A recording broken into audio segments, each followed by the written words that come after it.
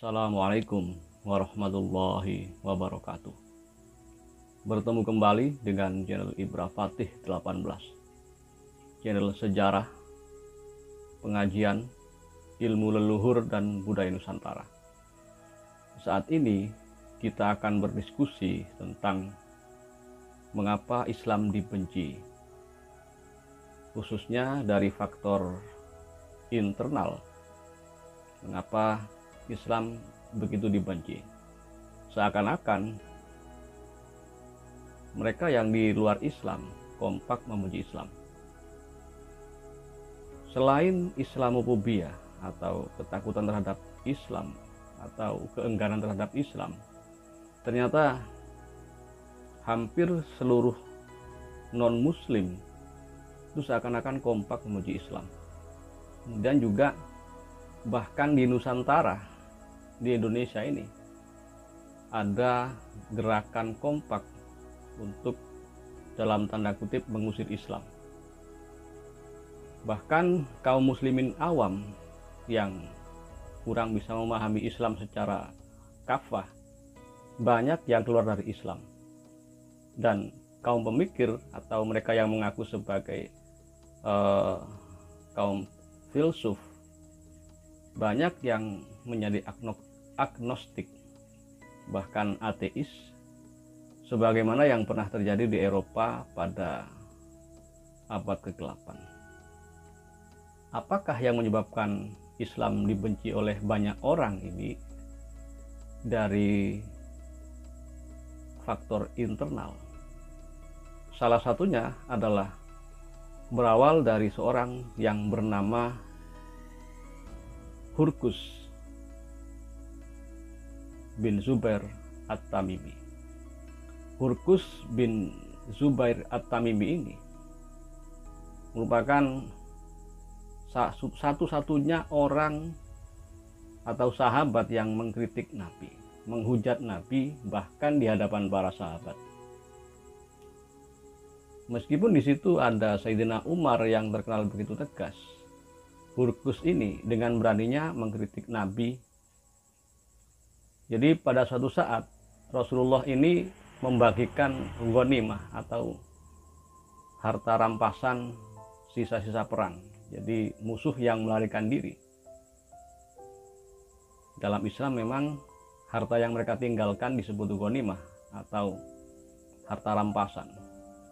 Saat itu Rasulullah membagi kepada kaum muslimin, dan Hurkus ini mengkritik Rasulullah agar berbuat adil. Bukan hanya mengkritik, bahkan Hurkus ini menuduh Rasulullah tidak adil. Para sahabat banyak yang marah, termasuk Sayyidina Umar. Bahkan Sayyidina Umar hendak mengeksekusi Hurkus ini, oleh Rasulullah dicegah dan mengatakan, jangan, nanti akan ada orang-orang yang berpendapat bahwa Muhammad mengeksekusi sahabatnya sendiri. Kemudian Rasulullah bersabda yang kurang lebih, dari keturunan Hurkus inilah akan muncul fitnah di tengah-tengah umat Islam. Dan sebagaimana yang telah Allah takdirkan, sabda Rasulullah ini akhirnya terbukti dengan munculnya kaum Khawarij pada masa Khalifah Sayyidina Ali bin Abi Thalib. Dan itu tepat seperti yang disabdakan oleh Rasulullah. Kaum Khawarij ini berasal dari keturunan Hurkus, dari klan At-Tamimi.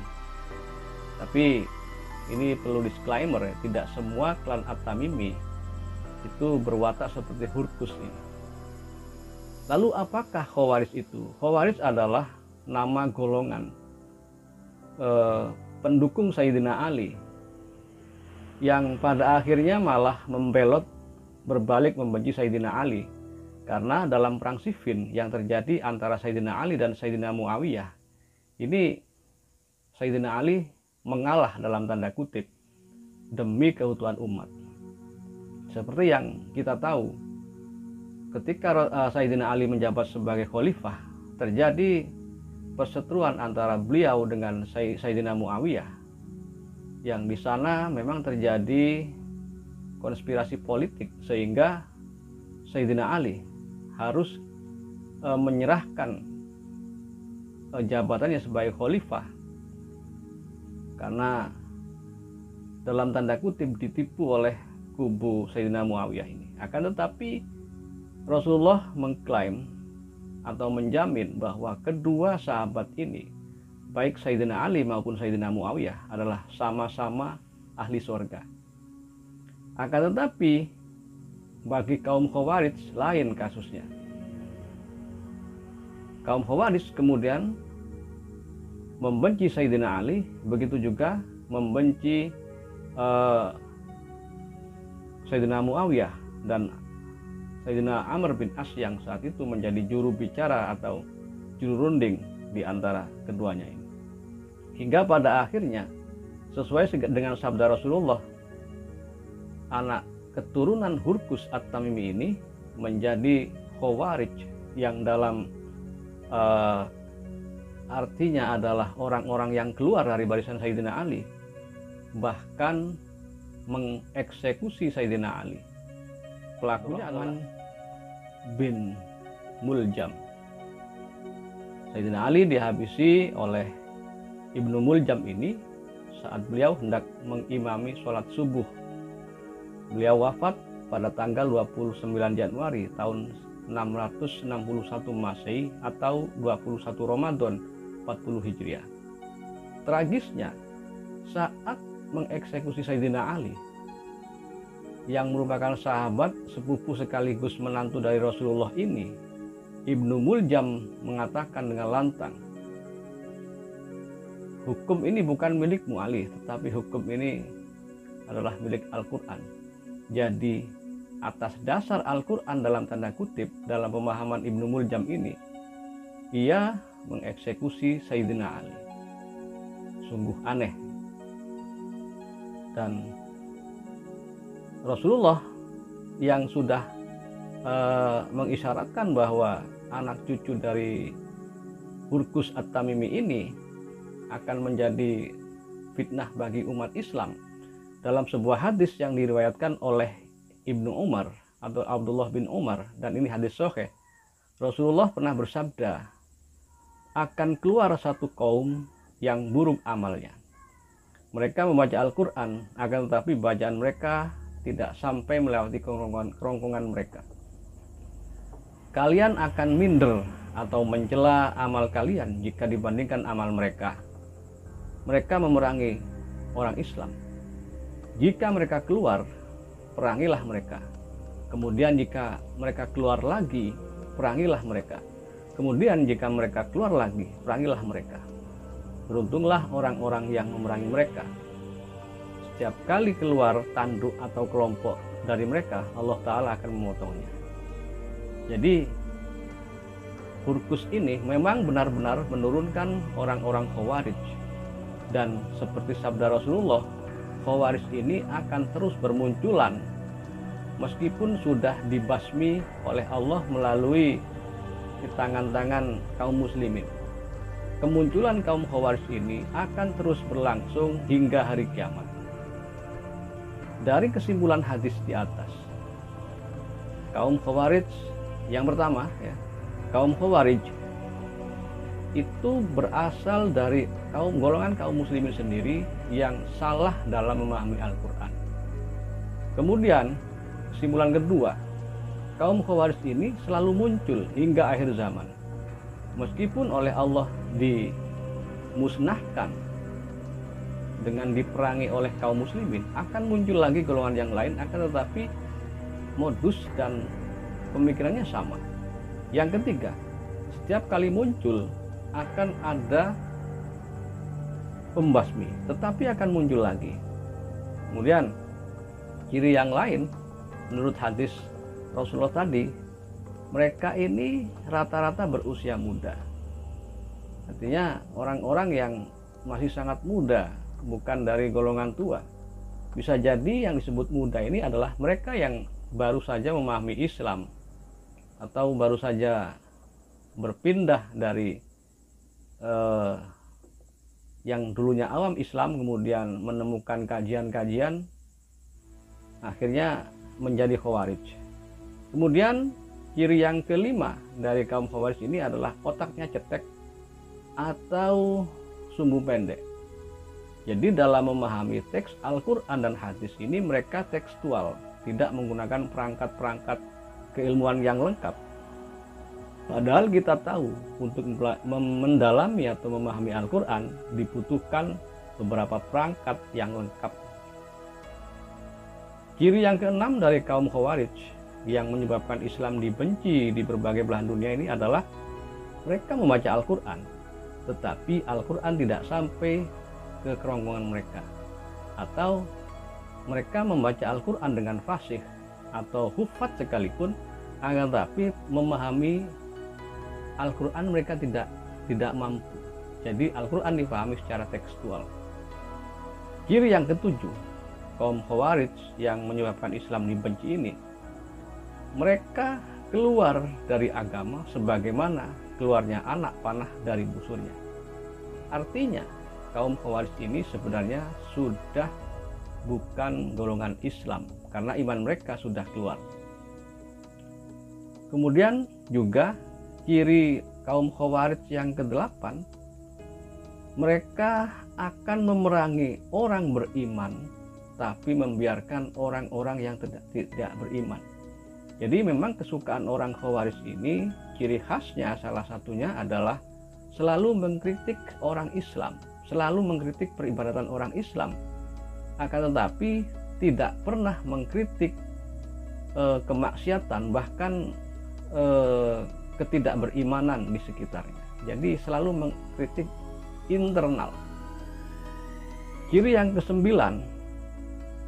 dari kaum Khawarij yang menyebabkan Islam dibenci ini, mereka suka menuduh para pemimpin itu sesat.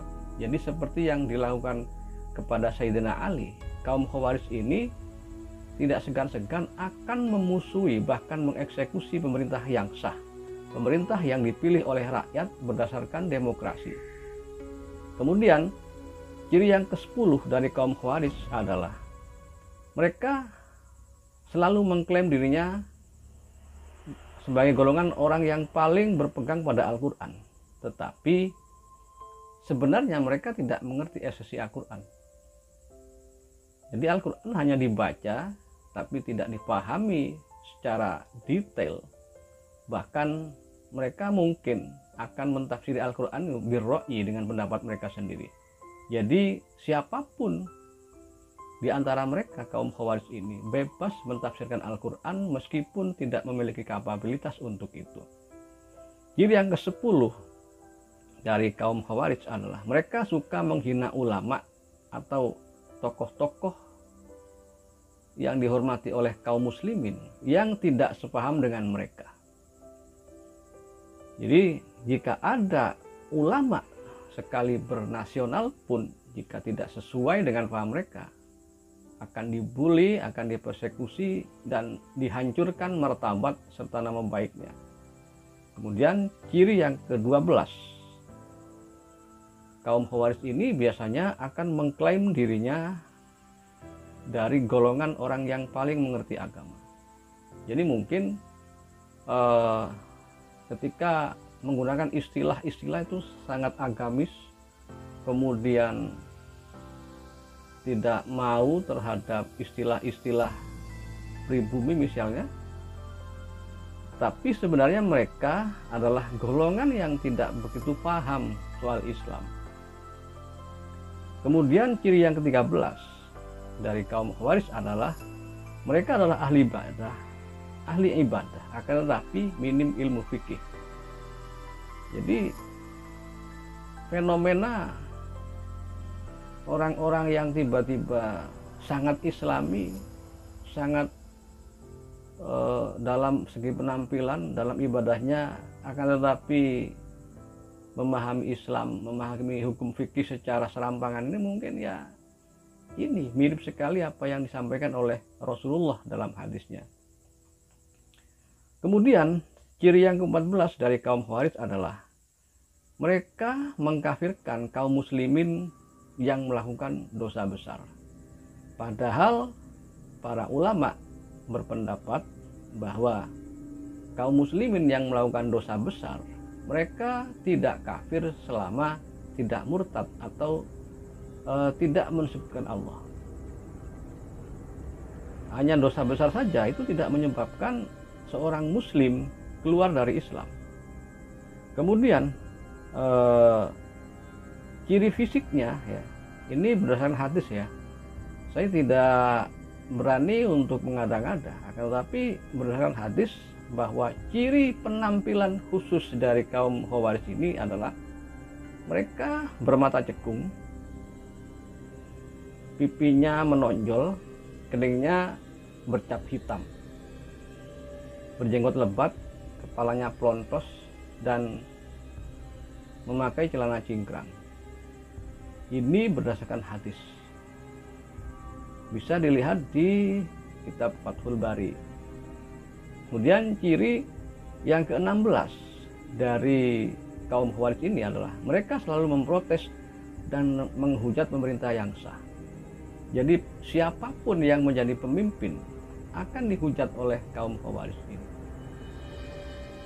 Pokoknya semua pemerintah salah. Seakan-akan umat Islam ini tidak boleh memilih pemimpin. Padahal secara syar'i umat Islam bahkan diwajibkan untuk memilih atau membaiat salah seorang pemimpin. Bahkan andaikan naudzubillah min dzalik ada seorang pemimpin yang tidak beriman, itu lebih baik daripada tidak memiliki pemimpin sama sekali. Kemudian ciri yang ke-17 dari kaum Khawarij ini, mereka suka membuat onar. Misalnya menyatroni tempat ibadah orang lain, atau mempersekusi kaum muslimin yang tidak sepaham dengan mereka. Pokoknya selalu bikin onar. Ciri yang ke-18 dari kaum Khawarij ini adalah mereka suka menebar fitnah dan kebencian atas nama agama. Jadi suka menuduh kaum muslimin yang melakukan peribadatan yang tidak sesuai dengan pemahaman mereka, itu dituduh sebagai kafir, murtad misalnya.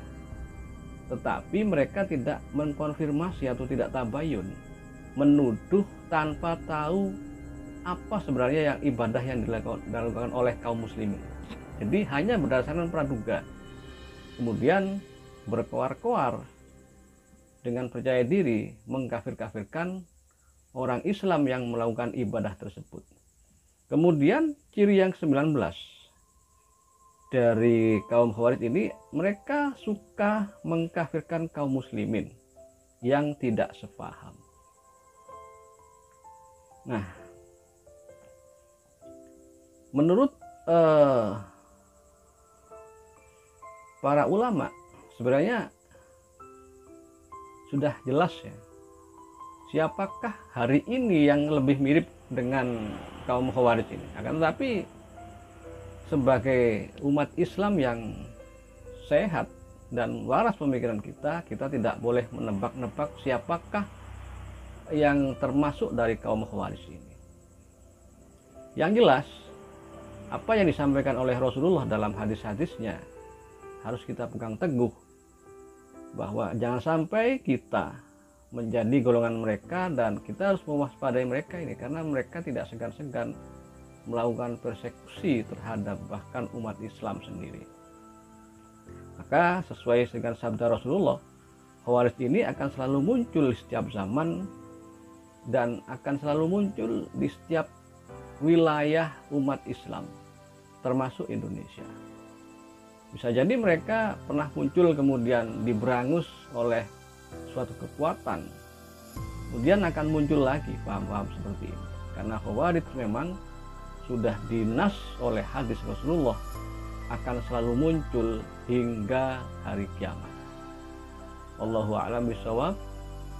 Mari kita berdiskusi dengan pikiran jernih, dan salam sejarah. Assalamualaikum warahmatullahi wabarakatuh.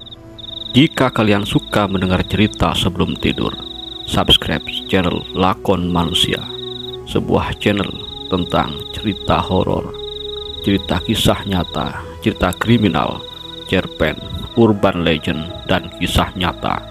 Segera subscribe channel ini dan kamu akan terhibur menjelang tidur.